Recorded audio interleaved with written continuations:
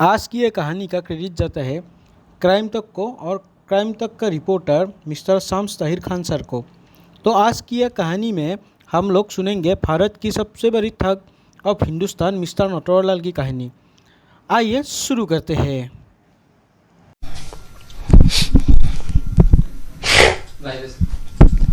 Hello, नमस्कार। एक बार फिर आपके सामने हाजिर हूँ। क्राइम तक में कहानी का वक्त है और आप तमाम लोगों का शुक्रिया, आप सभी का स्वागत। मैं अब तक लगभग शायद गिनती तो पता नहीं 40, 50 या 60 कहानियां सुना चुका हूँ। ज़्यादातर इसमें से आप लोगों की फरमाइश पे ही सुनाई है। पर आज मैं आज कहानी सुनाने जा रहा हूँ, ये मतलब मुझे खुद पसंद है और मैं बचपन से ही नटवरलाल की कहानी सुनना चाहता था। और इत्तेफाक से जब मैं इस पेशे में आया तो मुझे मौका मिला न सिर्फ नटवरलाल के कारनामों को कवर करने का, बल्कि नटवरलाल के घर जाने का, नटवरलाल के गांव जाने का, नटवरलाल के रिश्तेदारों से मिलने का। और वो मेरा एक ड्रीम था, क्योंकि इतना कुछ सुना था बचपन से कि मुझे लगा ये शख्स कैसा हो सकता है, क्या दिमाग है उसके पास, लोग उसके बारे में क्या सोचते हैं, उसका गांव उसके बारे में क्या सोचता है, उसके अपने फैमिली के लोग उसके बारे में क्या सोचते हैं। तो ये सारी जो क्यूरियोसिटी थी वो बहुत ज़्यादा थी। और फिर मैं जैसे जैसे मैंने मतलब कवर करना शुरू किया, फिर मैंने इस पर कई शोज बनाए, तो ज़्यादा नज़दीक से करीब से जानने का मौका मिला मुझे। तो आज मैं नटवरलाल की आपको पूरी कहानी, जो मैंने भी महसूस किया, जाना, जो लोगों ने बताया, नटवरलाल के बारे में लोग क्या सोचते हैं, उसके अपने क्या सोचते हैं, वो आप तक पहुंचाने की कोशिश करूंगा। इस कहानी की जो जर्नी है वो भी बड़ी खूबसूरत, बड़ी अच्छी थी और बड़ा इसमें कई मज़ेदार चीज़ें भी होती हैं। हुआ ये था कि बीच में जब 2009 के आसपास ये खबर आती है कि नटवरलाल के एक वकील ने कोर्ट में एक अर्जी डाली कि नटवरलाल के खिलाफ देश भर में 100 से ज़्यादा जो मुकदमे हैं उन मुकदमों को बंद कर दिया जाए, क्योंकि नटवरलाल की मौत हो चुकी है।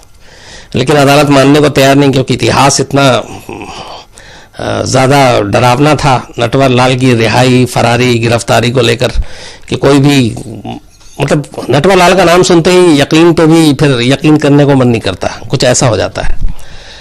तो अदालत भी पसोपेश में थी कि क्या करें। तो ये उस वक्त सुर्खियों में खबर थी। तो फिर उसी वक्त, उसी बहाने कि नटवरलाल वाकई जिंदा है, मर चुके, तो मुझे इसकी इन्वेस्टिगेशन के लिए मैं गया और फिर मैंने उन जगहों पे जहाँ जहाँ नटवरलाल को आखिरी बार देखने की बात आई थी, या जिंदा होने के सबूत थे या मुर्दा होने के सबूत थे, उन जगहों पे मैं गया और मैंने इसकी रिपोर्टिंग की। तो सबसे पहले हमने कहा कि शुरुआत क्यों ना करें नटवरलाल के गांव से, जहां पे जन्म हुआ था। तो हम जो नटवरलाल का जो गांव है वो सीवान जिले में आता है। सीवान डिस्ट्रिक्ट अपने आप में बड़ा फेमस है एक शख्स की वजह से, और वो एक गैंगस्टर जो पूरे सीवान और के जो सांसद बाहुबली नेता शहाबुद्दीन अभी जेल में है लंबे साल से। तो आरजेडी के नेता हुआ करते थे। उसके बाद एक क्रिमिनल कैसे फिर पॉलिटिक्स ज्वाइन करता है, ये हमारे यहाँ सब जानते हैं। तो शहाबुद्दीन का भी वही था सब कुछ। तो शहाबुद्दीन के नाम से खौफ खाता था पूरा सीवान। तो हम लोग दिल्ली से पहले पटना एयरपोर्ट उतरे, फिर वहां से बाय रोड सीवान जाना था। और सीवान से ही करीब 80 किलोमीटर दूर या उससे भी कम एक गांव पड़ता है जीरादेई। जीरादेई में बांगरा इलाका है जहां पे नटवरलाल की पैदाइश हुई थी। तो हम बाय रोड जाते हैं तो बाकी सड़क तो ठीक ठाक, लेकिन जैसे ही सीवान आने वाला होता है तो उससे 20 किलोमीटर पहले अचानक वो सड़क के नाम पे सिर्फ गड्ढा और कुछ था नहीं। अब वो मुश्किल से 20 किलोमीटर की स्पीड में भी गाड़ी नहीं चल रही थी, और वो 20 किलोमीटर का जो सफर था उसको तय करने में करीब 2-2.5 घंटे लग गए। फिर जब सीवान क्रॉस किया हमने, जब जीरादेई की तरफ बढ़े, तो क्रॉस करने के बाद फिर 20 किलोमीटर की सड़क वैसी ही, सिर्फ गड्ढा। तो चूंकि हम कई जगह पे रुके चाय वाय पीने के लिए, तो लोगों से बात की, तुमने कहा पीछे भी सड़क ठीक है, आगे भी सड़क ठीक है। ये सीवान से सिर्फ 20 किलोमीटर पहले दाखिल होने में सीवान में ये सड़क में क्या हो जाता है, ऐसी वजह क्या है। तो फिर वो उसकी कहानी जो बताई गई वो ये थी कि सड़क तो बनती है लेकिन शहाबुद्दीन के लोग जो है उस सड़क को तोड़वा देते हैं और गड्ढे ही गड्ढे होते हैं। उसकी वजह ये है कि ताकि कभी कोई रेड पड़े या पुलिस आए तो उनकी रफ्तार गाड़ियों की इतनी सुस्त हो कि उन्हें पहले ही पता चल जाए, और उन्हें पता है कि इस गड्ढे पे गाड़ी चलाकर वो 2-2.5 घंटे से पहले पहुंचेंगे, नहीं तो 2-2.5 घंटा बहुत है बाकी इंतजाम करने के लिए। तो इसी वजह से ये खास तौर पे 20 किलोमीटर पहले दोनों तरफ जो है सड़क के नाम पे सिर्फ गड्ढा छोड़ दिया जाता था। तो ये एक अजीब चीज़ थी। खैर, तो इस गड्ढे की वजह से हम जब पहुंचे तो चूँकि लंबा वक्त लग गया था, दिल्ली से पहले पटना फिर वहाँ से वहाँ, तो शाम हो गई। अब शाम हो गई तो उसके बाद ये हुआ कि हमारे जो कैमरामैन थे राफे सुल्तान, उन्होंने कहा कि अब अंधेरे में फिर शूट करने में दिक्कत आएगी और पूरा गांव और सारा शो उसको शूट करना है, तो हम लोग सुबह शूट करेंगे। तो ये पता चला कि जीरा देवी में कोई होटल वोटल तो है नहीं, तो कहाँ रुके, तो सीवान में ही रुक सकते हैं क्योंकि ठीक ठाक एक छोटा सा जो है सीवान ही वो शहर था। तो हम जिस होटल में गए, एक छोटा मोटा एक होटल, और मच्छर बहुत ज़्यादा। तो हमने वहाँ जाके रिसेप्शन पे कहा कि रिसेप्शन पे भी बहुत मच्छर, और उसने एक दो हमारे ड्राइवर ने बता दिया था, पहले ही अलर्ट कर दिया था। तो हमने उससे कहा कि एक ऐसा ठीक ठाक आप रूम दे दीजिए जिसमें मच्छर ना हो। तो पहले तो कोई एसी और ये रूम वूम था ही नहीं, बस नॉर्मल। तो हमने कहा कि जो अच्छा हो जिसमें मच्छर ना काटे आप वो रूम दे दीजिए। खैर हमें रूम मिला, हम रूम में चले गए और उस रूम में बेइंतहा मच्छर किसी तरह। अच्छा, रात 11-12 के बाद घंटी बेल कुछ था नहीं, लोगों को बुलाऊं, कोई वेटर नाम की कोई चीज़ नहीं। तो हमने ऐसी जाग जाग के ही रात काट दी मच्छरों की वजह से। सुबह जब हम जीरा दही के लिए रवाना हो रहे हैं तो हमने तय किया था कि अब हम उधर ही से फिर इधर पटना की तरफ लौटने की बजाय गोरखपुर की तरफ चले जाएंगे और फिर वहाँ से हम निकलेंगे। तो रिसेप्शन पे जाके कहा कि हमने आपसे कहा था कि वो हमें ढंग का रूम दे दीजिए जिसमें मच्छर नहीं। तो उसने बताया कि एक्चुअली वो स्वीट था, वो हमने कहा कि पता नहीं आप वो महंगा था तो हमने आपको इसलिए नहीं दिया। तो हमने कहा अरे बता देते कितना महंगा था। तो कुल मिला के जिस रूम में उसने हमें ठहराया था उसका किराया था 150 रुपये, और जो वो कह रहा था कि स्वीट है जो हमने आपको नहीं दिया महंगा, वो था 200 रुपये। तो राफे सुल्तान को बहुत तेज़ गुस्सा आया। खैर उन्होंने जो कुछ कहा, मैंने कहा हटाओ। तो ये एक किस्सा जो हमेशा याद रहता है मुझे। तो वहाँ से खैर निकले, उसके बाद हम लोग जीरा देवी पहुँचे, और जीरा देवी के बाद जाने के बाद सबसे पहले 2 चीज़ें, जीरा देवी बहुत मशहूर है, आप लोग मुझे पता नहीं कितना जानते हैं। उस जगह से 2 बहुत मशहूर शख्सियत निकली है। पहले हिंदुस्तान के पहले राष्ट्रपति डॉक्टर राजेंद्र प्रसाद, उनका भी गांव जीरा देवी, और दूसरा हिंदुस्तान का शायद सबसे अब तक के इतिहास का मशहूर ठग नटवर लाल, बल्कि मिस्टर नटवर लाल। मिस्टर नटवर लाल क्यों बोला मैंने आपको आगे बताऊंगा। तो और दोनों ने ही कहते हैं कि जीरा देवी एक रेलवे स्टेशन भी है वहाँ पे छोटा सा। जीरा देवी रेलवे स्टेशन से ही ट्रेन पकड़ी थी दिल्ली की। एक राष्ट्रपति भवन पहुँचे और दूसरा हिंदुस्तान के अलग अलग 9 जेलों में पहुँचा। तो जब हम जीरा देवी गए तो वो अब वहाँ जाके कहानी शुरू होती है। तो जो पहली चीज़ थी, बताया हम लोग आज तक से हैं ये हैं, तो जब भी हम नटवर लाल बोलें तो हमें एक साथ 2-3 लोग टोक दें। वो कहें सर नटवर लाल नहीं, आप मिस्टर नटवर लाल बोलिए। हमने कहा कि ये शायद फिल्म से इंस्पायर्ड, अमिताभ बच्चन की जो फिल्म आई थी उसका नाम है। तो मैंने कहा देखिए मैं नटवर लाल जी की बात कर, नहीं मैं भी नटवर लाल जी की बात कर रहा हूँ, पर आप मिस्टर नटवर लाल जी उनका पूरा नाम लेकर बोलिए। तो थोड़ी देर के बाद हमें बातचीत के बाद पता चला हर शख्स यही कह रहा था मिस्टर ज़रूर लगाइए नाम से। तो वो फिल्म की वजह से नहीं कह रहे थे। एक्चुअली उस पूरे के पूरे गांव के लोग आज भी, ये 2018 में भी नटवर लाल का जब नाम लेंगे तो 2 ही तरीके से लेंगे, या तो फिर मिस्टर नटवर लाल कहेंगे या मिथिलेश बाबू कहेंगे। असल में ओरिजिनल नाम जो था नटवर लाल का वो मिथिलेश श्रीवास्तव था, लेकिन वहाँ ज़्यादातर मिथिलेश बाबू या फिर मिस्टर नटवर लाल, नटवर से पहले मिस्टर ज़रूर लगाएंगे। तो जब हम उस घर में ले गए, हालांकि वो एकदम खंडर टाइप, अब वहाँ पे कोई है नहीं, और गांव में इतना ज़्यादा मान है नटवर लाल का, मिस्टर नटवर लाल का, कि उनके घर को किसी ने कब्जा वब्जा भी नहीं किया, वो वैसे ही है एकदम। जब हम गए थे, मतलब अब तो उस बात को 9 साल हो गए, अब क्या हालत है मुझे नहीं मालूम लेटेस्ट, लेकिन तब वैसे ही था। घर के अंदर कोई नहीं था, घर खाली, बियाबान, और जो एक पुराना जर्जर सा मकान होता है वैसे ही मकान था। तो वहीं पे पैदाइश हुई थी नटवरलाल की, वहीं स्कूलिंग बचपन में पढ़ाई हुई थी। और नटवरलाल के जो फादर थे वो सरकारी कर्मचारी थे, रेलवे में एम्प्लॉय की मतलब वो नौकरी किया करते थे।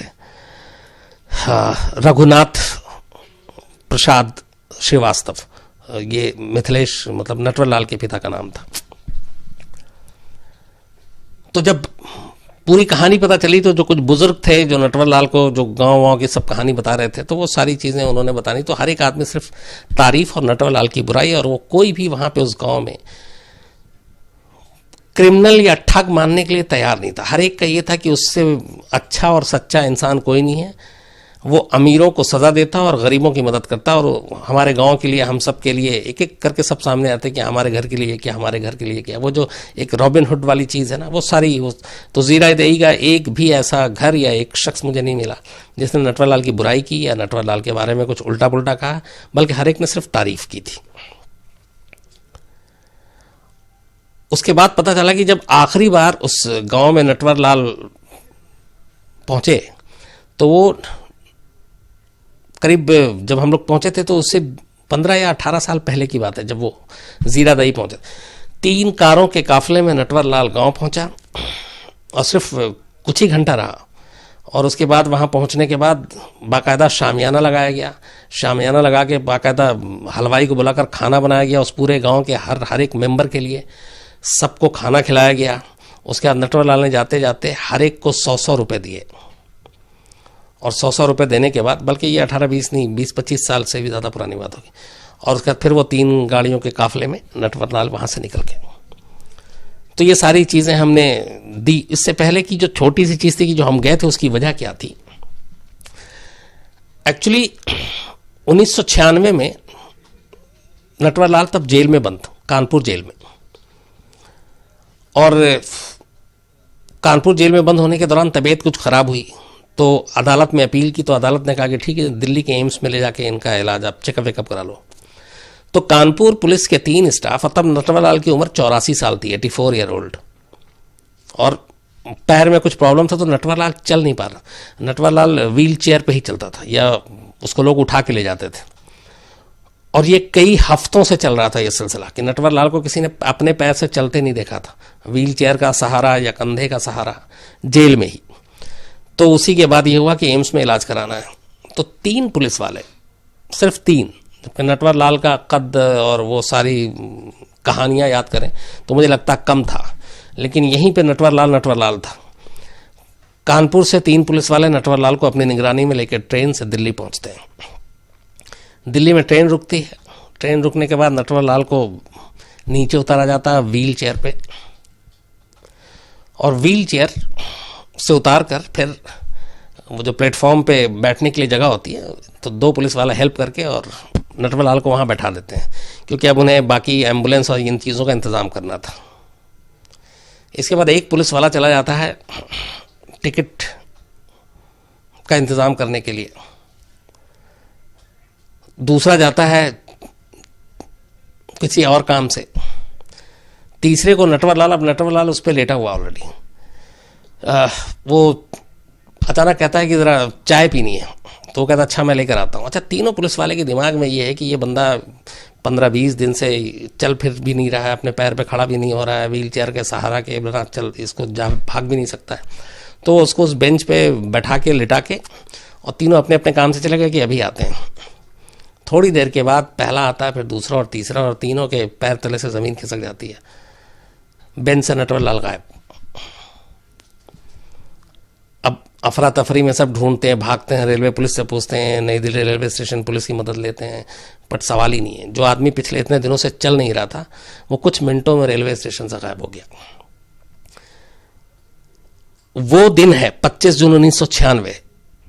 उसके बाद से नटवरलाल को कभी किसी ने नहीं देखा, और जब वो आखिरी बार भागा था ये 25 जून 1996 को नई दिल्ली रेलवे स्टेशन से, तब नटवरलाल की उम्र 84 साल थी और वो चल भी नहीं पा रहा था। व्हील चेयर पर पुलिस वाले लेकर आए थे और व्हील चेयर से उतार के रखा, और उसके बाद वो गायब, और नटवरलाल कभी नहीं मिला। इसी के बाद 2009 में पहली बार जब नटवरलाल के एक वकील ने अपील की कि 100 से ज़्यादा केस हैं वो बंद कर दीजिए क्योंकि नटवरलाल की मौत हो गई है, तो अदालत मानने को तैयार नहीं थी, वो सबूत प्रूफ मांग रही थी सब कुछ। तो उसी वक्त ये खबर चल रही थी जब हम लोग जीरादेई पहुंचे नटवर लाल की छानबीन करने, जिंदा है या मुर्दा है। तो ये सब करते करते हमने सारे लोगों से, गांव से बात की। फिर उस वक्त नटवर लाल की एक ही बेटी है और वो बेटी के बारे में हमें ये था कि वो गोरखपुर में किसी रिश्तेदार के यहाँ है। तो हमने इसीलिए जीरादेई से कहा था कि पटना वापस जाने की बजाय हम गोरखपुर की तरफ जाएंगे और वहाँ मुलाकात करेंगे। तो फिर हम जब पहुंचे तो नटवर लाल के भाई मिले और उनका जो भाई हैं गंगा प्रसाद श्रीवास्तव।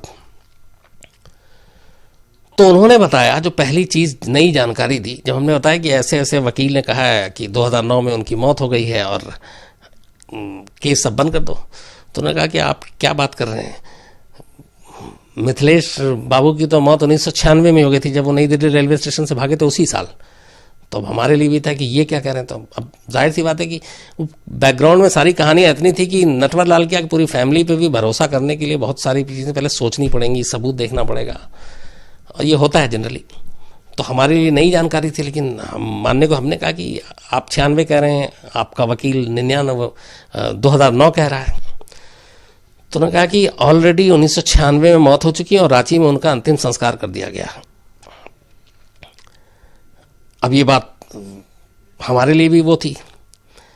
फिर इसके बाद हम लोग वहाँ से रांची पहुँचे कि वहाँ से सबूत जुटाएं कि हाँ भाई अंतिम संस्कार हुआ। नटवर लाल इतना बड़ा नाम हिंदुस्तान में कि अगर नटवर लाल की इस अंतिम संस्कार में कुछ रांची के लोकल लोग शामिल होंगे तो वो भी कैमरे पे बता देंगे। हालांकि हमने बहुत तमाम कोशिश की पर हमें ऐसा कोई चश्मदीद नहीं मिला जो इस बात की पुष्टि कर सकता कि हाँ 1996 में ही नटवर लाल की यहाँ पे मौत हो गई थी और अंतिम संस्कार में हम लोग शामिल थे। लेकिन फिर ये था कि 84 साल की उम्र 96 में थी और 9 आते आते उसमें 9 और 4 13 साल और जुड़ गए। तो 84 में अगर आप 13 जोड़ दीजिए तो 84 और 10 94 और 3 97 साल। तो एक ये भी कह रहा था कि उम्र इतनी ज़्यादा हो गई थी कि एक तो ये था कि हाँ फैमिली वाले सही कह रहे हैं कि मौत हो चुकी है, और ना भी हो तो शायद अपने बलबूते पे अपने पैर से चलने फिरने की हालत नहीं होगी। लेकिन फिर खैर नटवर लाल की बेटी और जो पति उनके दामाद वो आर्मी में सोल्जर, उन सब के ज़रिए अलग अलग लोगों से बात करके खबर निकाली गई तो पता चला कि हाँ वाकई नटवर लाल की जो है वो मौत हो चुकी है। और उसके बाद फिर 2009 में जो वकील ने दिया था उसके बाद धीरे धीरे करके सारे केस नटवर लाल के क्लोज कर दिए गए, क्योंकि जो मेन मुजरिम है वही नहीं रहा तो फिर केस का कोई मतलब नहीं था। तो ये तो नटवर लाल की ये सारी और ज़िंदगी और मौत की जो कहानी थी जो हम लोगों ने कवर की वो थी। अब नटवर लाल की एक जो जिसके लिए नटवर लाल जाना जाता है वो क्या था, तो वो मैं आपको बताता हूँ। मिथिलेश श्रीवास्तव, मिथिलेश कुमार, नटवर लाल, ऐसे कर कर के टोटल जो कानून के दस्तावेज में अलग अलग 8 राज्यों में दर्ज करीब 400 के आसपास ठगी के मामलों में जो नाम दर्ज है नटवर लाल के वो 52 अलग अलग नाम है। 52 अलग अलग नाम से नटवर लाल ने ठगी की। और ठगी के जो पूरी शुरुआत की थी नटवर लाल की, उसकी कहानी यह है कि जब नटवर लाल पढ़ाई करने के बाद मैट्रिक में एक बार फेल हुआ, फिर पिताजी ने डांटा बहुत, उसके बाद उसने फिर पढ़ाई शुरू की और LLB किया, वकालत की पढ़ाई की और वकील बना। और इसी दौरान वो ट्यूशन भी करता था।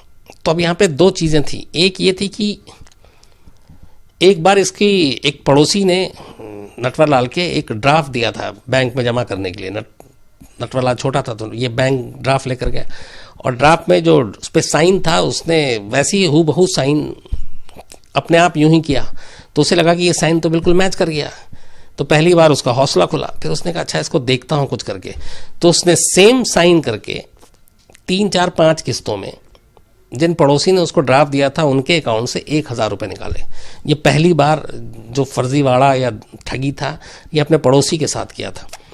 1000 निकालने के बाद सब कुछ ठीक ठाक चल रहा था, लेकिन पड़ोसी को तब तक ये हो गया कि एक दिन वो खुद बैंक गया और पता चल गया कि उसके अकाउंट से इतने पैसे निकाले, और बैंक वाले ने बता दिया था कि वो जिसको आपने पहली बार भेजा था वो लड़का आता है। तो सीधा सीधी नटवर लाल पे शक, मतलब मिथिलेश पे। तो उसके बाद जाके घर में पिताजी से शिकायत हुई, पिटाई हुई। पिटाई के बाद ये गुस्से में नटवर लाल घर छोड़ के उसका कोलकाता पहुंच गया। तब कलकत्ता हुआ करता था, और कलकत्ता में फिर इसने आगे अपनी पढ़ाई जारी रखी, और वहीं पे एक सेठ के बेटे को ये ट्यूशन भी देने लगा। और कहते हैं कि एक बार एग्ज़ाम के लिए ही इसने पैसे मांगे सेठ से, तो सेठ ने पैसा नहीं दिया। तो उसने उस सेठ को पहली बार कॉटन के किसी बिजनेस में 4.5 लाख रुपए का चूना लगाया और ठगी की, और कोलकाता से भाग गया। वहाँ से भागा, फिर उसकी शुरुआत हो गई। जो नटवर लाल की सबसे ज़्यादा हुनर की चीज़ थी वो ये थी कि वो दुनिया में किसी का भी दस्तखत, सिग्नेचर एक बार वो देख ले उसको हू बहू कर देता था। ये मतलब एक गॉड गिफ्टेड था। अंग्रेजी धारा प्रवाह बोलने में माहिर, भेष बदलने में माहिर, और कॉन्फिडेंस का लेवल बहुत ज़्यादा हाई। अखबार पढ़ने का भी वो बहुत ज़्यादा कीड़ा, इसलिए पूरी हिंदुस्तान की हर चीज़ की, पॉलिटिक्स से लेकर हर चीज़ की वो उसको जानकारी होती थी। चूंकि एक वकील, दिमाग तेज। इसी के बलबूते पे नटवर लाल ने जो सबसे ज़्यादा ठगी की वो उसने नकली साइन से ही किए, और या फिर चेक और जो डिमांड ड्राफ्ट होता है, चेक और डिमांड ड्राफ्ट से उसने कैसे ठगी की, उसमें मतलब सैकड़ों किस्से हैं। पर आपको एक दो बड़ा अगर मैं बताऊं, बात तब की है जब नारायण दत्त तिवारी फाइनेंस मिनिस्टर थे और राजीव गांधी प्रधानमंत्री थे। तो कनॉट प्लेस की एक वॉच की शॉप में जाता है नटवर लाल, और एकदम नेताओं वाले जो होते हैं उस तरह के कपड़े पहन के, और उस अपने आप को फाइनेंस मिनिस्टर नारायण दत्त तिवारी का PS पर्सनल सेक्रेटरी बताता है, और कहता है कि कल एक कांग्रेस के तमाम बड़े नेताओं की मीटिंग है जिसके लिए राजीव गांधी जी को 90 घड़ी भेजनी है इनकी तरफ से, नारायण दत्त तिवारी की तरफ से, फाइनेंस मिनिस्टर। तो कॉस्टली घड़ी आप सब दिखाइए। उसने सब दिखाया। उसका तो उसने कहा कि ये नॉर्थ ब्लॉक में हम डिलीवरी लेंगे। नेक्स्ट डे वो आया और उनके साथ अपने लेकर वो नॉर्थ ब्लॉक भी पहुंचता है, जो फाइनेंस मिनिस्टर का दफ्तर है। वहाँ पे गाड़ी रुकती है। उसके बाद वो घड़ी लेता है, उसको एक ड्राफ्ट देता है 39,000 कुछ रुपए का उस ज़माने में, और उसके बाद नहीं बल्कि शायद ज़्यादा रकम थी। उसके बाद वो उनको दिखाने के लिए मंत्रालय की तरफ घुसता है और गाड़ी हटती है, फिर वो अपना निकल लेता है। 2 दिन के बाद पता चलता है कि वो डिमांड ड्राफ्ट फर्जी था और उसमें कोई पैसे नहीं थे और वो बस फर्जी बना लिया गया था। लेकिन फाइनेंस मिनिस्टर का मामला था, कनॉट प्लेस का, वो दुकानदार उसने डर से दे दिया। तो ये डिमांड ड्राफ्ट और चेक के जरिए एक तो बहुत नॉर्मल था, दूसरा बड़े बड़े इंडस्ट्रीज से बहुत पैसे ठगे। और उसमें हैरत आपको होगी, टाटा, बिरला, इवन धीरू भाई अंबानी, इन लोगों के पास जाकर ऐसी किसी पॉलिटिकल का कोई PS बनकर या कुछ, या सोशल ऑर्गेनाइजेशन या सोशल वर्कर बन के जाके उनसे पैसे लेने और फंड के नाम पे, और ये और सारे वो फर्जी कागजात मंत्रालय के और ये सब देकर, मतलब अंबानी, बिरला, टाटा, और उन सब से भी लाखों रुपए लेके निकल गए। सबसे जो नटवर लाल के किस्से के साथ जो सबसे इंटरेस्टिंग किस्सा जुड़ता है वो ये है कि नटवर लाल ने अपनी लाइफ में ख़ासतौर पे अंग्रेज़ों को और कुछ एक दो अपने बेवकूफ़ भाइयों को भी 3 बार ताजमहल बेचा उसने। बाकायदा पेपर एकदम स्टैम्प, और वो सारे जो आपके ज़मीन जायदाद और इनके पेपर होते हैं, वो चूँकि उन चीज़ों में बड़ा माहिर था और फर्जरी में, तो इसने 3 बार ताजमहल बेचा, 2 बार लाल किला बेचा। एक बार डॉक्टर राजेंद्र प्रसाद जब राष्ट्रपति थे, उसी दौर में राजेंद्र प्रसाद की ही हैंडराइटिंग और एकदम हू बहू साइन किया हुआ लेकर और संसद भवन भी बेच दिया, और उस पर बाकायदा था कि ये प्रेसिडेंट ऑफ इंडिया, और वो एक अंग्रेज था जिसको वो पेपर दिया गया था। और ये कहते हैं कि जब ये डील हुई थी, जब पेपर का आदान प्रदान हो रहा था और पैसे ले जा रहे थे, उस वक्त संसद भवन की कार्रवाई चल रही थी, और संसद भवन के अंदर 400-500 अपने सांसद भी बैठे हुए थे, और उसी दौरान उसने पूरा संसद भवन भेज दिया। और एक बार तो वो जो डॉक्टर राजेंद्र प्रसाद जिनकी वो उसने दस्तखत नकल की थी, वो राष्ट्रपति भवन भी भेज दिया। तो कुल मिला के जो मुकदमे दर्ज हैं ऑलरेडी ठगी के, उनमें से 3 बार ताजमहल के बेचने का मुकदमा दर्ज है, 2 बार लाल किला बेचने का मुकदमा दर्ज है, 1 बार राष्ट्रपति भवन और 1 बार संसद भवन। ये नटवर लाल ने अलग अलग टाइम में बेचा। अपने पूरे ठगी के करियर में नटवर लाल सिर्फ 20 साल जेल में रहा। हालांकि मैं सिर्फ कह रहा हूं, लेकिन ये 20 साल भी बहुत ज़्यादा होता है, लेकिन वो 20 सिर्फ इसलिए कह रहा हूं कि जो 400 से ज़्यादा लोगों को ठगे, करीब 125 से 150 के बीच में जो मुकदमे दर्ज हुए, उनमें से जो शुरुआती के 19 मामले ही का फैसला आया था, अभी बाकी के 100 से ज़्यादा का आने थे, उसमें नटवर लाल को अलग अलग कोर्ट ने 113 साल की सज़ा सुनाई थी। सभी कोर्ट की अलग अलग, तो 113 साल की ऑलरेडी सज़ा हो चुकी थी, बाकी का फैसला आना था। और इनमें से 20 साल नटवर लाल ने जेल में काटे। इस दौरान टोटल जो ठगी के अपने कैरियर में नटवर लाल 9 बार गिरफ्तार हुआ। 9 बार उसको अलग अलग जेल भेजा गया, Bihar, UP, MP, even Andhra Pradesh. और 9 बार जब जेल गया वो, तो उसमें से सिर्फ 1 बार वो जमानत पर बाहर आया था, जो पहली बार था। उसके बाद 8 के 8 बार ये जेल से भागा, कभी इसने जमानत नहीं दी। जो पहली बार जब गिरफ्तार हुआ तो उसमें फरारी नहीं हुई थी, उसमें बाकायदा चूंकि एक पहला मामला था और छोटा मामला था, तो उसमें जमानत मिल गई थी। उसके बाद ये जो बाकी के 8 बार गिरफ्तार हुआ नटवर लाल, तो 8 के 8 बार मिस्टर नटवर लाल बिना बेल, बिना अदालती फरमान के हमेशा जेल से भागा और इसी तरह चकमा दिया।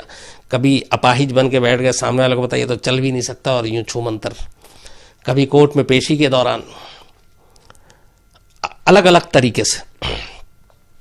और उससे एक बार इंडिया टुडे ही ने ही इंटरव्यू किया था, तो उससे पूछा था कि आप जेल से मतलब ऐसे कैसे भाग सकते हो, आप कैसे भाग जाते हो? तो उसने कहा मैं नहीं भागता हूँ, वो तो पुलिस वाले खुद दरवाज़ा खोलते हैं, और या गाड़ी का दरवाज़ा खोलते हैं या जेल का दरवाज़ा खोलते हैं और कहते हैं आप जाओ, मैं चला जाता हूँ। मतलब ये उसका बोलने का तरीका था, हाजिर जवाब, बहुत दिमाग बहुत तेज, बहुत शार्प। एक बार ऐसे ही जब नटवर लाल लखनऊ की जेल में बंद था, तो नटवर लाल की बीवी बहुत लेटर लिखा करती थी नटवर लाल को, और नटवर लाल वो लेटर पढ़ता था। और उस वक्त उसको जेल में बंद हुए करीब 1-1.5 साल हो चुका था, और महीने में 1 लेटर ज़रूर आता था। तो जो वहाँ का जेलर था उसने देखा कि करीब 7-8 लेटर आ गए, और नटवर लाल ने कभी लेटर का जवाब नहीं दिया। और एक्चुअली लेटर जो जेल में आता है वो सेंसर होकर आता है, उसमें देखा जाता है कि क्या क्या है, या जो जेल से लेटर जाता है वो भी सेंसर होकर जाता है कि आप पढ़ते हैं कि क्या क्या है, कुछ ऐसी प्लानिंग तो नहीं है, कुछ और तो नहीं है। तो ये है कि आप सेंसर होगा। तो जो भी लेटर आए नटवर लाल पढ़े, पर उसका रिप्लाई कभी नहीं करे। तो जेलर को भी हैरानी हुई, और वो लखनऊ जेल में था, 1.5 साल हो चुके थे। तो एक दिन जेलर ने आकर, जब 7वीं-8वीं बार लेटर आया, तो वो लेटर खुद जेलर बोला मैं जाके देता हूँ नटवर लाल को। और नटवर लाल को लेटर दिया और कहा कि ये बताओ, तुम्हारी बीवी तुम्हें इतना खत लिखती है, तुम कभी इसका जवाब भी दे दिया करो, तुम्हें देना चाहिए, वो परेशान है। तो उसने कहा अच्छा ठीक है। तब नटवर लाल ने पहली बार जवाब लिखा लेटर का, और जाहिर सी बात है वो जेल स्टाफ के पास गया। नटवर लाल ने जो लेटर लिखा था उसमें अपनी बीवी को पहली बार उसमें ये लिखा, जो उससे पहले बीवी का था कि बहुत परेशानी है घर में, आप हैं नहीं यहाँ पे, और खेत भी जो है सूख रहा है, और पैसे नहीं है जुताई के लिए, तो सारी चीज़। तो नटवर लाल ने इधर से लेटर लिखा, और उसने लिखा कि थोड़े दिन की बात और है, परेशानी, मैं बाहर आ जाऊँगा, लेकिन तुम तब तक एक काम करो, वो अपने खेत के वहाँ पे एक जगह ऐसी वो लिखा जो चिन्हित नहीं हो सकता, तो वहाँ पे जाना, करीब 1 हाथ खुदाई करना, तुम्हें वहाँ पे एक अंदर से वो मिलेगा डब्बा, उसके अंदर सारे सोने के जेवर हैं, वो निकाल लेना, और उसके बाद उसको बेच के और तुम अपने घर की ज़रूरत पूरी करना, और बाकी खेत वेत की जुताई वुताई भी सब करवा लेना, फसल वसल से सब ठीक हो जाएगा। ये उसने लेटर लिखा और दे दिया। अब जाहिर सी बात है लेटर सेंसर होना था। पुलिस ने लेटर पढ़ा। अब नटवर लाल की ठगी के कारनामे, ज्वेलरी शॉप और ये सबको बहुत लूट चुका था ऑलरेडी, तो पुलिस ये सब थे। तो जैसे ही जेलर ने देखा, तो जेलर की भी आंखें चौंधे आई। फिर लोकल पुलिस को खबर किया। अब इन लोगों को लगा कि बहुत सारे जो ठगी के पैसे जेवर हैं वो अब बरामद होंगे। तो लेटर तो बाद में पहुंचा बीवी के घर, पहले पुलिस पहुंच गई उस गांव में और उस खेत में, और उसके बाद अगले दिन पुलिस की पूरी टीम मजदूरों को लेकर आई और वो खेत की खुदाई शुरू हो गई उस जेवर को ढूंढने के लिए। तो पहले 1 हिस्सा, 2 हिस्सा, 3 हिस्सा, पर सुबह से शाम हो गई, पूरी खेत खुदाई हो गई, लेकिन वो जेवर नहीं मिला। उसके बाद खैर पुलिस वालों को लगा कि पता नहीं क्या निकाल लिया होगा, वो चले आए। करीब 15-20 दिन के बाद जेल में फिर एक ख़त आता है नटवर लाल की बीवी का, और उस ख़त में लिखा हुआ था कि थैंक यू जेलर साहब, आपकी वजह से मेरे खेत की जुताई हो गई, पैसे नहीं थे और इस बार फसल भी अच्छी है, तो हम लोग आपको दुआ दे रहे हैं। तो जेलर ने जब नटवर लाल से पूछा था ये है क्या, तो उसने बोला कि आपके ही ज़िद पे मैंने ये लेटर लिखा है, इसलिए मैं ख़त नहीं लिखता हूँ। तो ये एक बहुत मशहूर किस्सा और ये सच्चा किस्सा है, ये रिकॉर्ड पे है, जिसमें बाद में मुहावरे भी बने, जोक्स भी बने होंगे। लेकिन ऐसा नटवर लाल का मतलब ये दिमाग था और इस तरीके की चीज़ें होती थी। एक बार ऐसी, जब कानपुर जेल में नटवरलाल बंद था तो कोर्ट में पेशी के लिए ले जाया गया, तो जो जज थे वहाँ पे, तब तक नटवरलाल का नाम बहुत फेमस हो चुका था इस वजह से कि ये ताजमहल और संसद भवन बेच दिया, तो तुम कैसे कोई आदमी बेच सकता है। तो ये होता था कि नटवरलाल मुहावरे में भी इस्तेमाल होने लगा था कि अरे तू क्या नटवरलाल है। तो वो जज भी जो थे वो नटवरलाल के कारनामों से अच्छी तरह वाकिफ थे। तो जब जेल में पेशी के दौरान नटवरलाल आया तो जज ने उससे सब कुछ कार्रवाई जब खत्म हो गई तो बोला कि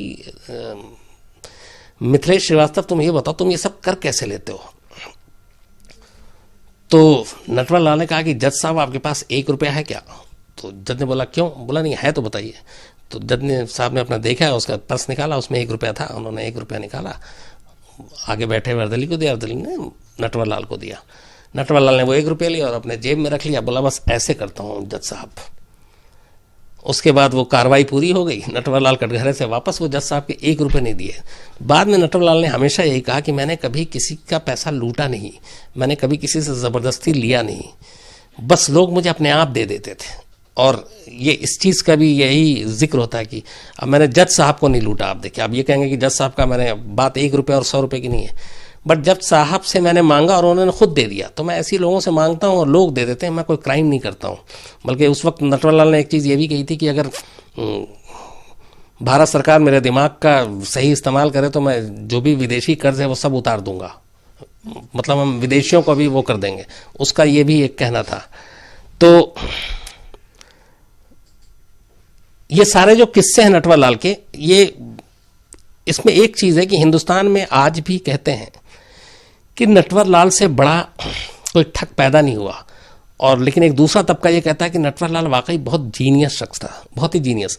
हालांकि उसने इतना सारा दिमाग गलत कामों में लगाया और गलत चीज़ों में लगाया, और वरना उसका शायद अगर सही इस्तेमाल करता तो देश का भी भला हो सकता था और बाकी चीज़ों का भी भला हो सकता था, लेकिन ऐसा था नहीं। लेकिन आज भी नटवरलाल के गांव के लोग, जीरादेई के लोग, वो अगर आप जाके खाली नटवरलाल की आप बुराई करेंगे तो समझ लीजिए आप उनके दुश्मन हैं। वो सुन ही नहीं सकते नटवरलाल की बुराई, क्योंकि उनका ये था कि हमारे गांव के लिए, हम लोगों के लिए बहुत कुछ किया है, पढ़ाने के लिए बच्चों को, शादी ब्याह का खर्चा, वो सारे कुछ किया है। और ये चीज़ें पता भी चलती हैं, क्योंकि 1-2 आदमी झूठ बोलेगा तो पकड़ में आ जाएगा, लेकिन सारे के सारे वहाँ उस गाँव के लोगों के एक ही सुर होते हैं। और दूसरा, नाम के साथ कभी वहाँ आप नटवरलाल बोलेंगे तो आप उनके दुश्मन होंगे, उसके साथ आपको मिस्टर लगाना ज़रूरी है। और उनका अब तो उनकी डिमांड भी आई थी कि हमारे गांव में नटवरलाल, मतलब मिस्टर नटवरलाल की एक याद में एक उनकी पूरी वो लगाई जाए, आदम कद मूर्ति, और सम्मानित करना चाहिए। ये सारी बीच में मांग भी उठी वहाँ जीरादेई के लोगों की। तो जितनी मुझे याद थी कहानी और जो मेरी जर्नी थी और जो मेरा आज भी, हालांकि नटवरलाल की जो नटवरलाल की टोटल दो बीवियाँ थी, अब दोनों दुनिया में नहीं है। एक छोटा भाई अभी भी है, वो शायद गोपालगंज में है, और बेटी रांची में है, और बाकी नटवरलाल खुद नहीं है, अभी ये कंफर्म है। लेकिन मुझे लगता है कि कहानियाँ और ठगी के किस्से, ये वो जब तक हम लोग हैं